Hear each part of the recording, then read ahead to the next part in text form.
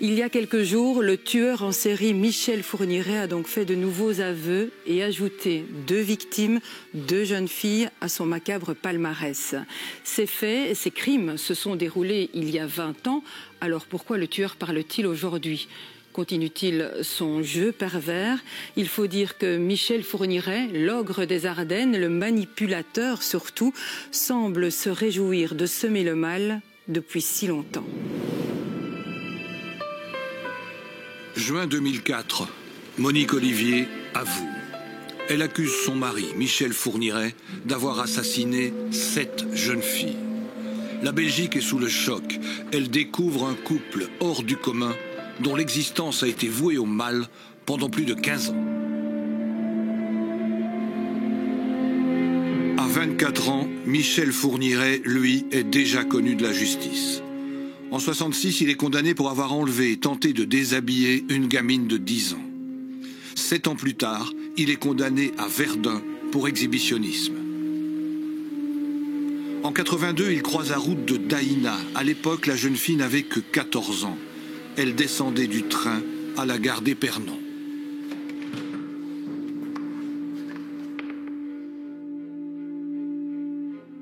Lorsque je suis sortie de la gare, ma mère n'était pas là, donc je suis partie à sa rencontre. Et Fourniret est sorti à déboucher d'une rue sur la droite et m'a menacé avec un flacon censé contenir du vitriol, en me disant qu'il avait volé un véhicule et qu'il était poursuivi par la police et qu'il me prenait en otage jusqu'aux limites du pays. Là, il m'a attrapé le bras, il m'a fait monter dans sa voiture il a roulé, il s'est arrêté. Il prétendait pas connaître le coin. Moi, je pense que vu l'endroit où il s'est arrêté, il connaissait très très bien le coin. Et il m'a dit, il a beaucoup parlé, il m'a raconté sa vie, il m'a raconté qu'il s'était marié vierge, qu'il avait beaucoup d'illusions et qu'il les avait toutes perdues en se rendant compte lors de la nuit de noces que sa femme n'était plus vierge. Et que du coup, il était à la recherche du mythe de la virginité. Et il s'est arrêté dans un champ et il m'a attaché, il a dit, je vais aller chercher quelqu'un pour qu'on vienne vous secourir, vous chercher. Et là, il s'est ravisé en disant que, il allait faire un simulacre de viol, sinon on croirait que je serais sa complice. Et je lui ai dit que j'avais 14 ans, il m'a dit, non, c'est impossible, vous ne pouvez pas avoir 14 ans. Et il a fait ce qu'il avait à faire, ce qui n'était pas du tout un simulacre. Et ensuite, il s'est rhabillé, il a pleuré, il s'est excusé. Et puis, il a aussi décidé que ce qui venait de se passer n'était pas si grave. Et puis, il m'a ramené, il me disait ça en me ramenant chez moi. Et donc, en me demandant de ne pas porter plainte.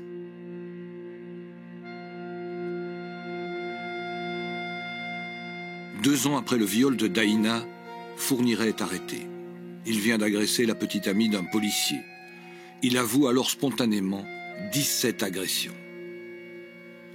Il en dresse un tableau détaillé. Tout y est, les dates, les lieux, les noms des victimes, leur âge, les circonstances et même des commentaires. À la fin de sa garde à vue en 84, Fourniret fait de terribles aveux aux policiers. Pour moi, cela finissait par devenir un jeu. Je pense que si je n'avais pas été interpellé, j'aurais continué. J'ignore ce dont j'aurais pu enfin être capable. Au procès, en 87, il sort le grand jeu.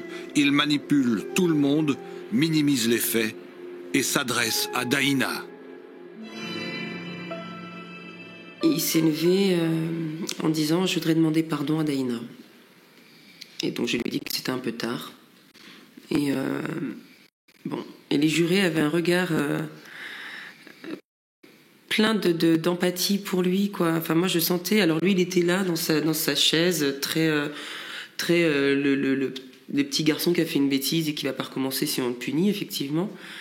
Et puis, je sais pas. Moi, j'avais pas. Je dis toujours que j'avais pas le look de la victime. Et lui, il avait pas le look du coupable. Les jurés répondront non à la question du viol. Contre Fourniret, la Cour ne retiendra qu'une série d'attentats à la pudeur. Il est condamné à 7 ans de prison, dont 2 avec sursis, et 3 ans de mise à l'épreuve.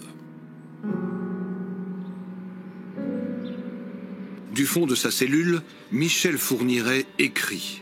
Il passe une petite annonce dans le journal La Vie. Prisonnier aimerait correspondre avec personne de tout âge pour oublier solitude.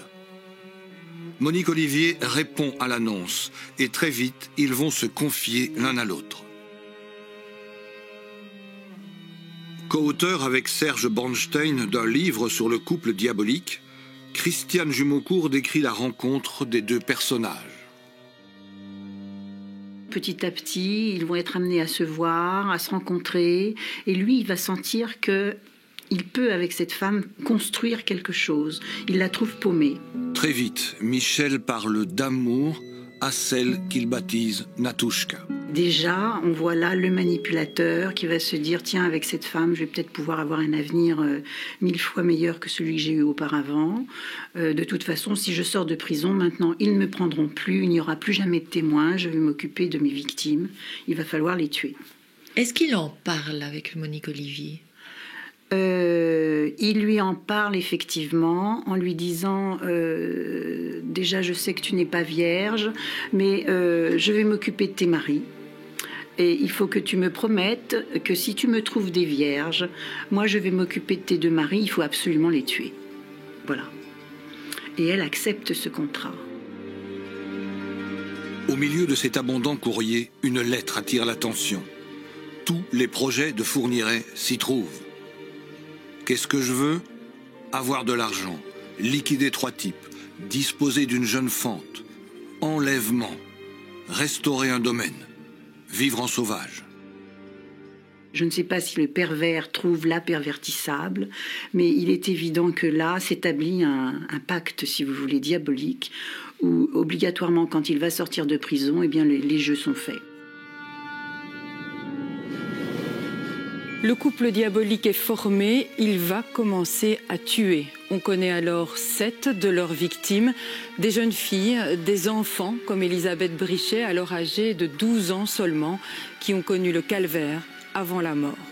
Aujourd'hui, depuis sa prison, Michel Fourniret continue donc de sévir et vous allez voir dans quelques instants jusqu'où peut aller sa perversion.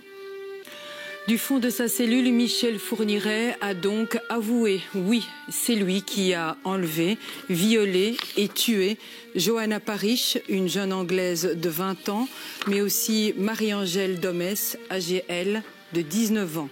Des aveux tardifs pour celui qui a été condamné à la perpétuité en 2008 pour avoir fait subir le même sort à 7 jeunes filles, dont la petite namuroise Elisabeth Brichet.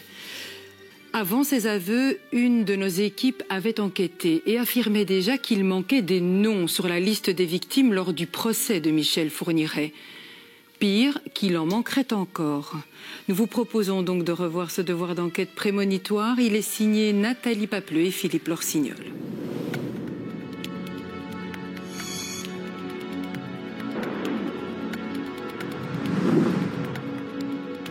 Février 2005, jour de la Saint-Valentin.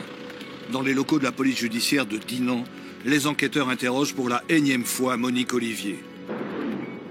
L'atmosphère est électrique, le ton monte. Monique Olivier craque. Elle avoue de nouveaux crimes.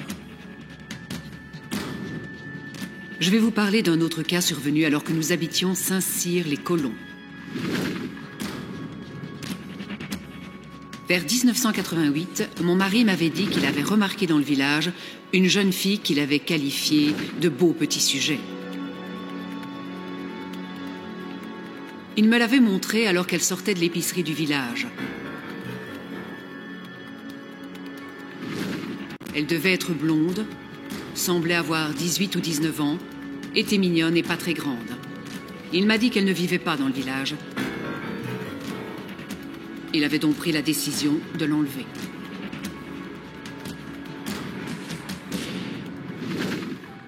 Dans sa déclaration, Monique Olivier ne cite pas de nom. Mais rapidement, les enquêteurs font un lien avec la disparition d'une certaine Marie-Angèle Domès. L'affaire remonte à près de 20 ans. À l'époque, la jeune fille se rendait parfois à Saint-Cyr-les-Colons pour rendre visite à sa famille. Elle venait souvent vous voir ? Elle est venue 2 fois, 1 fois, 2 fois, c'est tout. Quand elle venait vous voir, elle venait... Elle parlait avec sa grand-mère, qui habitait avec moi. Puis on allait se promener. Vous alliez où? Dans les chemins, jamais dans le pays. Vous partiez à pied? À pied, ben moi, on n'avait pas de moyens de locomotion. Moi, j'ai pas de moyens de locomotion, alors. Est-ce que de temps en temps, elle allait faire des courses à l'épicerie? Jamais. Jamais été faire des courses toute seule. Soit avec sa grand-mère ou avec moi, mais jamais... s'est jamais promenée dans le pays toute seule. Légèrement handicapée mentale, Marie-Angèle vivait dans ce foyer de la DAS à Auxerre. Le 8 juillet 88, elle devait prendre le train pour passer le week-end chez sa nourrice. Qui a-t-elle rencontré ce soir-là? Nul ne le sait. Elle s'est mystérieusement volatilisée. Dans quelles circonstances a-t-elle disparu? J'aimerais bien le savoir. Apparemment, un vendredi soir, elle devait retourner chez sa nourrice. Enfin, moi, c'est l'histoire que qu'on nous a dit du foyer. Elle est partie du foyer. Donc, toujours pareil, on ne sait pas la route qu'elle prend pour aller au foyer, pour aller à la gare. Il y a plusieurs directions, donc Marie, est partie, soi-disant, à la gare. À la gare, elle n'a jamais pris son ticket, parce qu'à l'époque, ils donnaient des bons de transport. Il fallait les changer contre un ticket. Ce bon de transport n'a jamais été donné quand même au guichet de la gare. Donc, Marie a disparu début juillet sur le trajet de la gare. En réalité, personne ne sait exactement où Marie-Angèle a disparu. D'après Monique Olivier, les faits se seraient déroulés sur la route d'Auxerre. Comme c'était son habitude, Michel avait très certainement fait des repérages. Nous avons vu la jeune fille seule à pied. J'ai tout de suite compris ce qui allait se passer. Michel a arrêté la voiture à la hauteur de la jeune fille. Il lui a demandé une direction. Michel a proposé à la jeune fille de la conduire à sa destination. Fourniret a-t-il cherché à mettre Marie-Angèle en confiance? L'hypothèse est plausible. Peu de temps avant sa disparition, en effet, elle était curieusement arrivée en retard chez sa sœur. Il y a un jour où elle n'est pas arrivée en temps et en heure. Donc on appelle la DAS, leur dire, le foyer, en disant que Marie n'est pas au train, qu'est-ce que je fais? Et il me dit, c'est pas grave, elle a peut-être loupé son train, retournez-y dans 1 heure, voire 2 heures, quoi. Au bout de 2 heures, toujours pas là, la gamine, donc je retourne à la maison, et en fait, entre-temps, elle est arrivée. Et donc Marie m'a dit qu'elle est arrivée en voiture, on n'a jamais su avec qui, et voilà, quoi. L'histoire s'est arrêtée là, et quelques temps après, Marie a disparu, quoi. Nous avons roulé un certain temps. À un moment donné, la jeune fille s'est rendue compte que nous ne prenions pas le bon chemin. Michel avait enclenché les sécurités enfants. La jeune fille s'est mise à pleurer, mais suite aux ordres de Michel, elle s'est tue.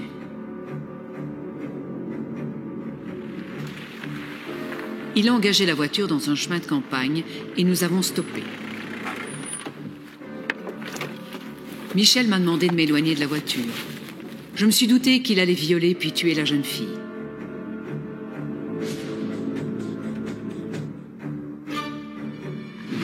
À un moment donné, il m'a rejointe. Il m'a dit qu'il l'avait tuée en l'étranglant, avant de mettre le cadavre dans le coffre de la voiture.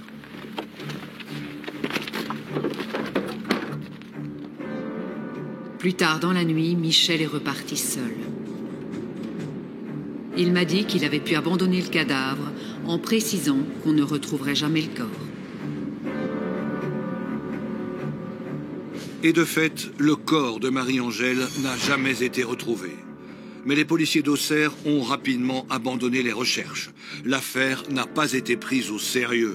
L'enquête fut un véritable fiasco.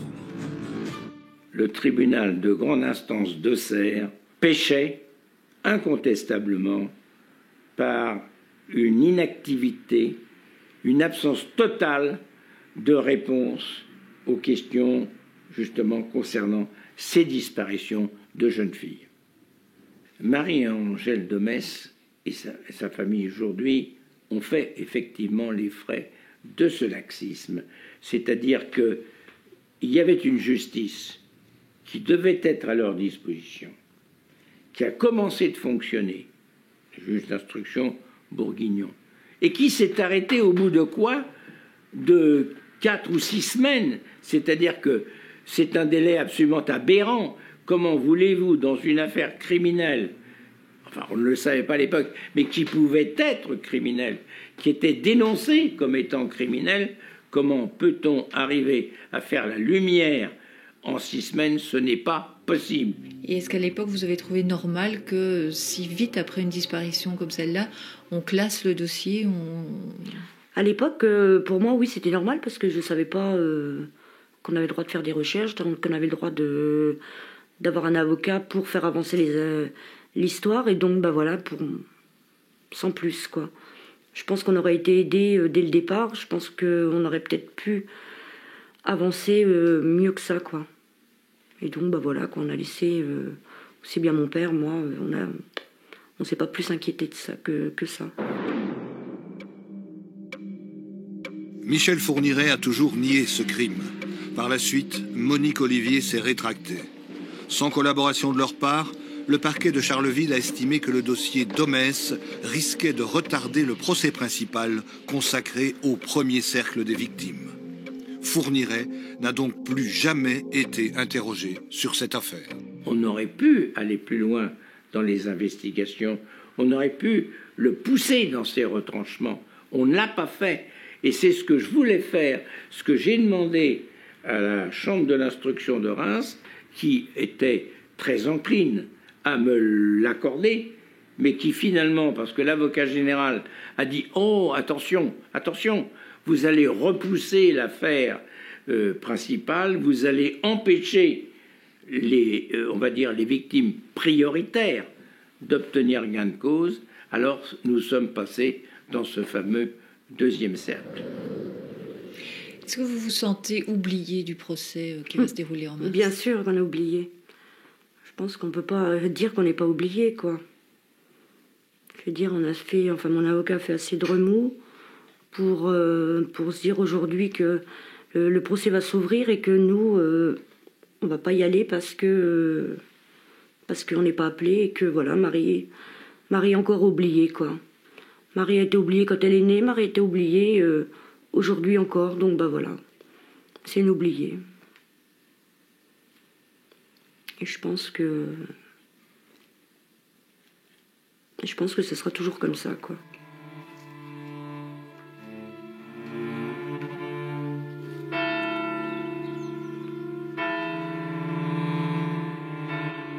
À plus de 1000 km d'Auxerre, dans l'ouest de l'Angleterre, à 2 pas de la région des Cotswolds, Roger et Pauline Parish cherchent eux aussi depuis 18 ans l'assassin de leur fille, Johanna.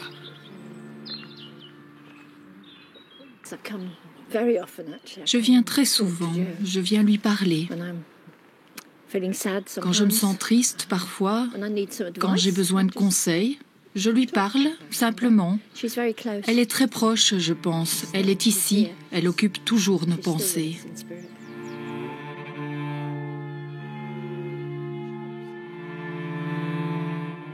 Johanna était étudiante à l'université de Leeds.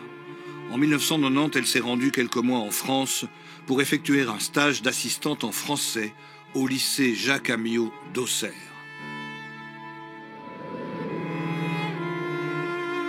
Le 17 mai 1990, Johanna est sauvagement assassinée.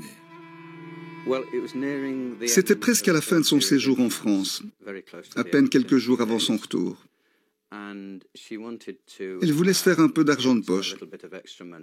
Alors elle a placé une petite annonce dans un journal gratuit pour vendre 2 ou 3 bricoles et une annonce pour des leçons de cours d'anglais. Elle a reçu une réponse à cette annonce et nous le savons, elle avait convenu d'un rendez-vous avec quelqu'un. Ensuite, nous ne savons pas ce qui s'est produit, jusqu'à ce que son corps soit retrouvé le jour suivant dans la rivière. L'affaire Parish a subi le même sort que l'affaire Domès. Ici aussi, les magistrats d'Auxerre ont bâclé l'enquête, au grand désespoir des parents. Je l'ai qualifié au fil du temps de farce grotesque, ce qui pourrait signifier qu'on peut en rire, mais je ne trouve pas ça drôle, c'est désespérant. Nous pensions que nous saurions assez rapidement ce qui lui était arrivé. Et en réalité, 18 ans se sont écoulés et nous ne savons toujours pas ce qui s'est passé. J'ai pensé à un moment donné qu'il y avait peut-être eu des protections. Je ne le pense pas. Je crois qu'ils ont tout simplement été incompétents. Auxerre, petite ville de province apparemment sans histoire, est à l'époque au cœur de dizaines de disparitions de jeunes filles. Des affaires gênantes dont personne ne se préoccupe vraiment. Les autorités judiciaires sont dépassées. Incapables d'arrêter le phénomène, elles vont laisser le champ libre à un nombre impressionnant de tueurs en série. C'est un petit peu une zone infestée de tueurs en série, effectivement. C'est vrai que Francis Saulme, que l'on surnomme le routard du crime, est passé dans cette région, dans cette zone et probablement à Auxerre. Guy Georges, qui était le tueur de l'Est parisien, se rendait régulièrement à Dijon, donc a pu passer dans cette zone. Chanal, qui était l'adjudant de Mourmelon, passait dans cette zone. Et on y retrouvera Fourniret, mais Louis, Munstermann et peut-être encore d'autres à découvrir.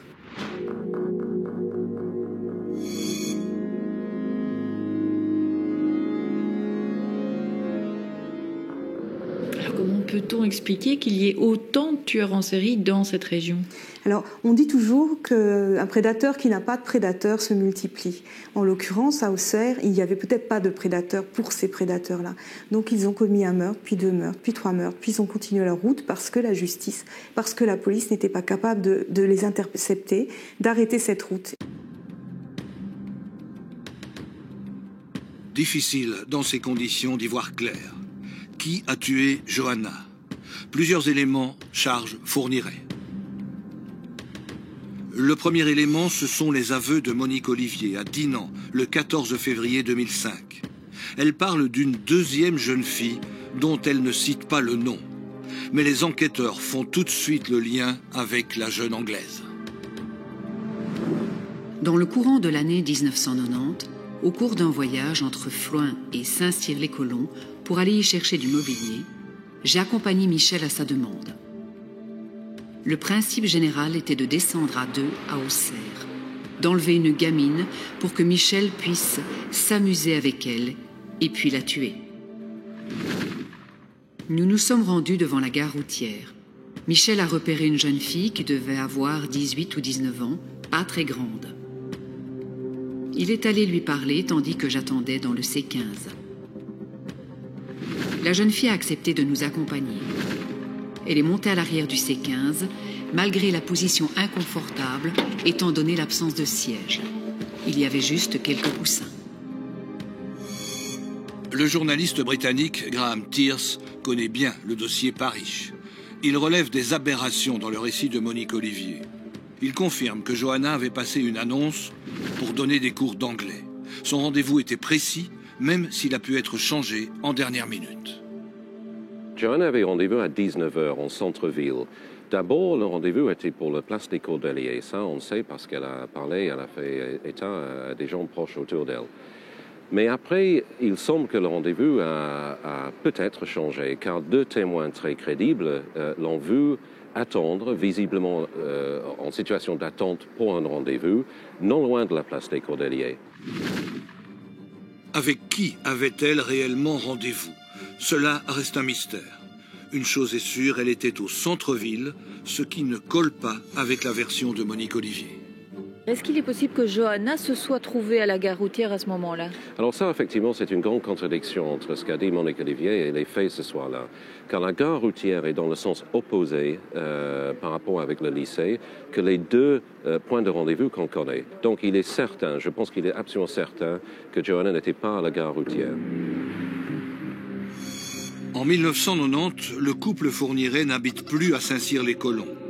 Pourtant, Monique Olivier justifie leur présence dans la région par les trajets dus à leur déménagement vers les Ardennes françaises. L'explication est plausible, mais personne ne semble en mesure de la confirmer. C'est tout à fait logique, croyable, qu'ils sont venus ici chercher des biens pour ramener dans les Ardennes. Mais simplement, il n'y a pas de trace du couple à cette époque. Alors que nous sommes en plein centre-village, personne ne les a vus, il n'y a pas de témoins oculaires pour dire que le couple Fourniret était venu à ce moment-là. L'intention première de Michel était d'enlever une jeune fille, de la ramener à Floing ou au Sautou pour la séquestrer plusieurs jours et abuser d'elle avant de la tuer. À peine avions-nous fait quelques kilomètres qu'il a changé d'avis et a décidé de la violer immédiatement.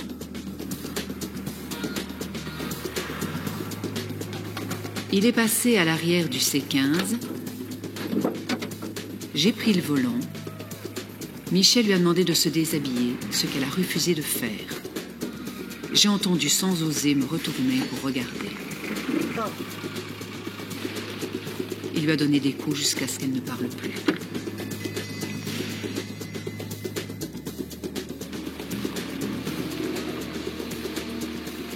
Puis, il l'a ligotée aux chevilles et aux poignets. Elle était inconsciente et il l'a violée. Ensuite, il l'a étranglée. Elle était nue. Il est allé la jeter dans une rivière qui se trouvait près de la voiture. Johanna a été retrouvée à 9 h du matin dans l'Yonne. Elle était nue et portait encore ses bijoux. Et cette fois, le doute ne semble plus permis. Le récit de Monique Olivier correspond parfaitement aux constatations des légistes.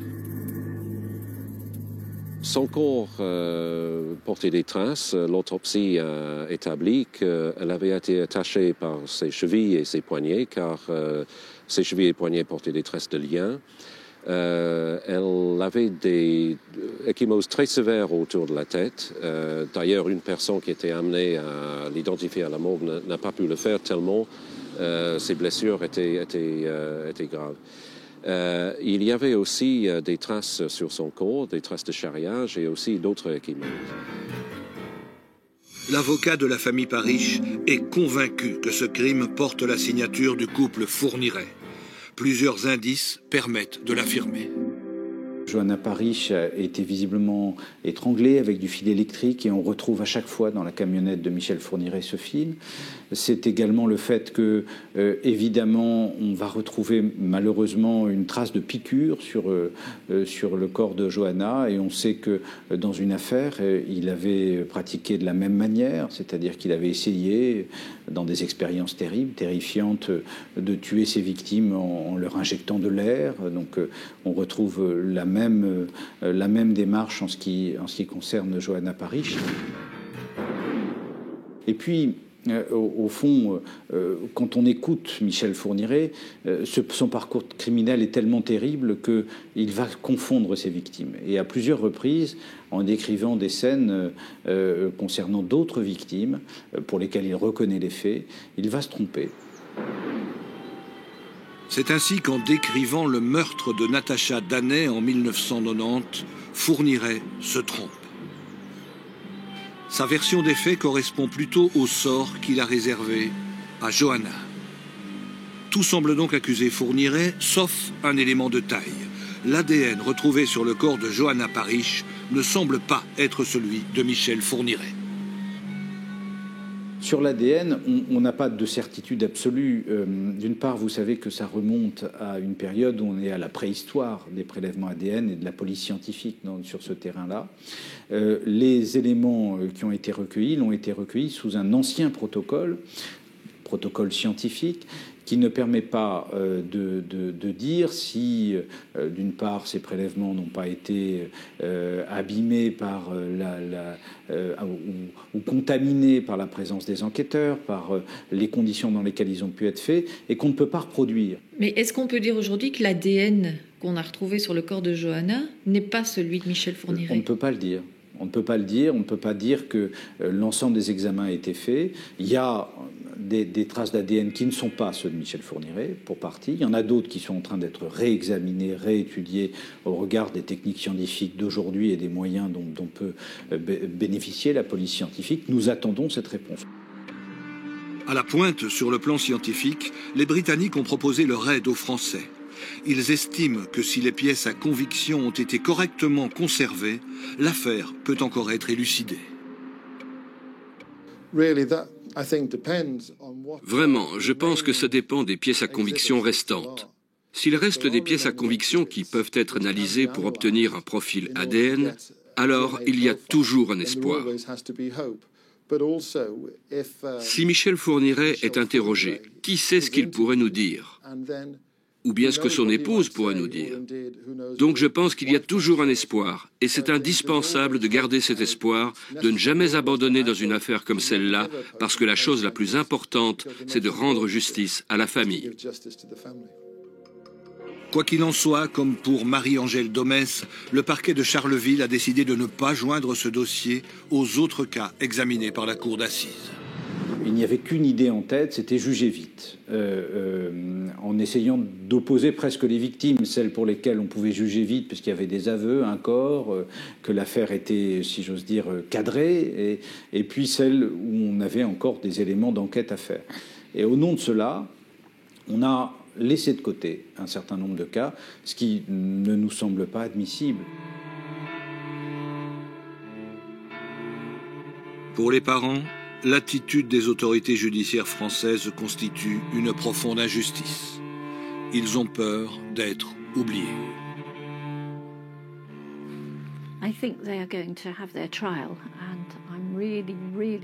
Je pense qu'ils auront leur procès et j'ai très peur qu'à la fin quelqu'un dise « Nous n'examinerons plus aucun meurtre que vous pourriez avoir commis ».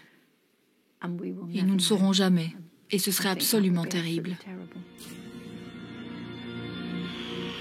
Curieusement, à quelques jours du très médiatique procès de Charleville, les juges d'instruction ont subitement décidé d'entendre Michel Fourniret et Monique Olivier sur les dossiers Domès et Parish.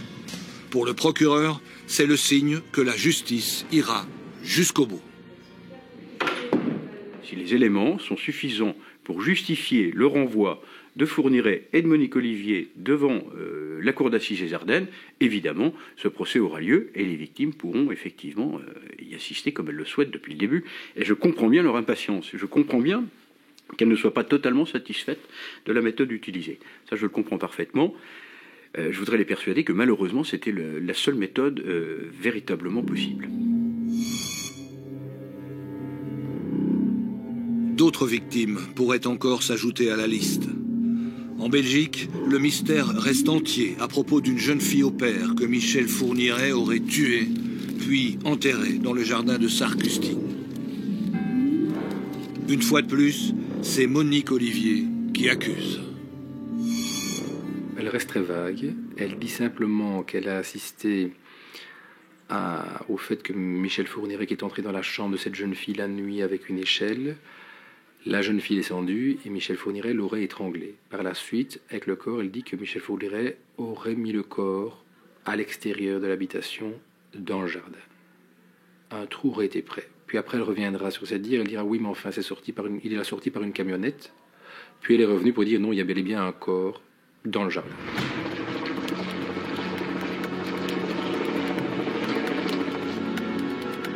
Malgré d'importantes fouilles, le corps de cette jeune fille n'a jamais été retrouvé. Elle a pourtant bel et bien existé. Des voisins l'ont vue. Un portrait robot a été diffusé. Mais personne, jusqu'à présent, n'a pu l'identifier. Personne ne l'a jamais réclamé. Qu'est-ce que réclamer quelqu'un?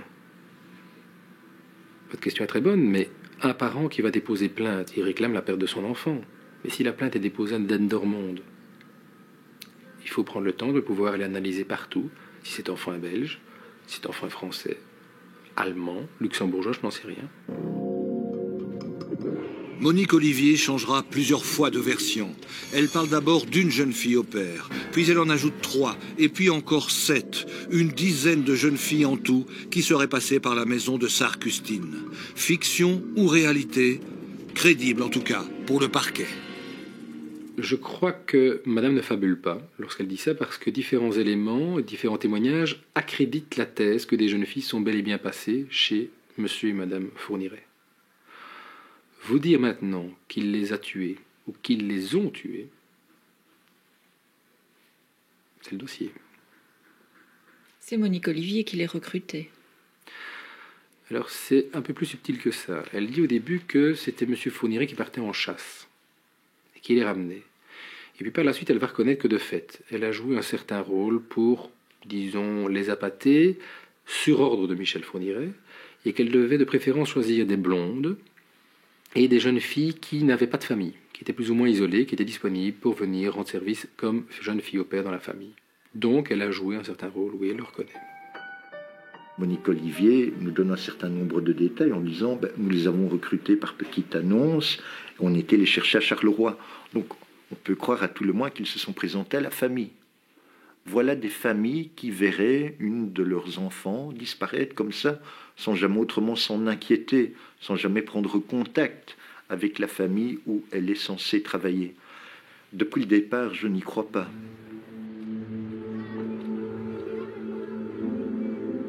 Les soupçons sur Fourniret ne s'arrêtent pas là. En France, la justice s'interroge sur son éventuelle implication dans la disparition d'Estelle Mouzin. Cette petite fille de 9 ans a disparu le 9 janvier 2003 sur le chemin de l'école. Malgré l'énorme mobilisation, son corps n'a jamais été retrouvé. Depuis 2003, Fourniret fait figure de suspect. En ce qui concerne Michel Fourniret, on n'a pas non plus d'éléments qui permettent de l'accuser, de dire c'est lui l'auteur et on en est certain. On n'a pas d'éléments matériels de présence, on n'a pas d'éléments techniques qui permettent de dire qu'il était sur place, mais on n'a rien qui permette de l'écarter. Ça peut paraître bizarre au bout de 5 ans d'enquête, alors que les policiers belges, dès le départ, s'étaient intéressés au parcours de Michel Fourniret dans le dossier Estelle Mouzin, qu'on ne puisse pas dire « eh bien c'est certain, il n'était pas là ». Étant donné qu'on a affaire à une personnalité extrêmement perverse et extrêmement malsaine au sens de faire le mal, il joue de tous les éléments en sa possession pour semer la peine partout où il passe. Même quand il est en prison, il a encore envie de recracher son venin partout où il le peut. Et Michel Fourniret n'a pas manqué de semer le trouble. Du fond de sa cellule, il écrit une lettre surréaliste pour formuler une demande pour le moins étonnante. Je demande la jonction non seulement de l'affaire Marie-Angèle Domès, mais aussi des affaires Parish et Mouzin. Je souhaite très vivement rencontrer les familles en tête-à-tête direct, frontal. Aussi surprenant que cela puisse paraître, Michel Fourniret voulait que ses parents puissent avoir tous leurs apaisements par rapport aux accusations qui étaient formulées à son encontre. Il a reconnu l'ensemble des faits qui lui étaient reprochés après les accusations de Monique Olivier au mois de juin 2004. Il a toujours nié l'ensemble de ces 3 faits complémentaires, si je puis dire, qui lui était également reproché par Monique Olivier. Le risque de ma fin prématurée n'autorise pas de laisser au bord de la route les 3 affaires dont je sollicite la jonction. Le père que je suis entend bien épargner à sa descendance cette nouvelle blessure. J'ai essayé de décrypter cette lettre qui est quand même un tissu de conneries. Et qui est incompréhensible pour quelqu'un qui ne pratique pas le pervers au quotidien. Donc je trouve inadmissible que cette lettre ne soit pas décryptée, analysée par des professionnels. Comment se fait-il que les écrits d'un assassin de ce type ne fasse pas l'objet d'un traitement adapté? Ou alors c'est qu'on pense que les psychiatres n'apporteront rien à l'enquête. Auquel cas, il faut le dire. Quoi qu'il en soit, le père d'Estelle refuse de privilégier l'hypothèse Fourniret. Depuis 5 ans, il demande que la lumière soit faite sur ce dossier. Il reste en Belgique, comme en France, des dizaines de disparitions non élucidées. On soupçonne Fourniret d'avoir commis d'autres crimes. S'il dit vrai, il faut s'attendre à retrouver encore une dizaine de victimes. On a cette déclaration de Michel Fourniret qui parle de 2 victimes par an, donc on pense à 20 victimes. On a 10 cas qui vont être étudiés par la cour d'assises de Charleville-Mézières. Il y a sûrement des victimes de Michel Fourniret qui manquent et pour lesquelles les familles, les parents sont dans l'attente de savoir ce qui a pu se passer, de connaître l'auteur et d'espérer qu'il soit jugé pour cela. Donc oui, il y a encore beaucoup de travail pour savoir quelle a été véritablement l'intégralité du parcours criminel de ce couple terrible.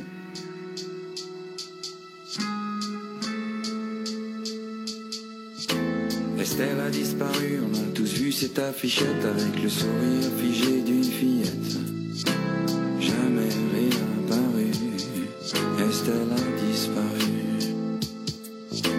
L'alerte lancée tout de suite, les gens distribuaient les tracts, envoyaient des emails, milliers d'appels pour Estelle.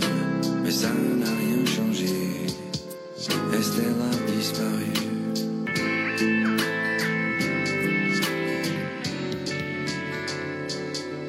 Disparu. Comme ça. Votre émission d'investigation judiciaire suivra évidemment de très près l'évolution de ces dossiers de disparition. En attendant, si vous voulez revoir nos enquêtes, n'hésitez pas à consulter notre page Facebook et à y laisser quelques commentaires. Tout de suite, place à votre avis et à Sacha Daoust.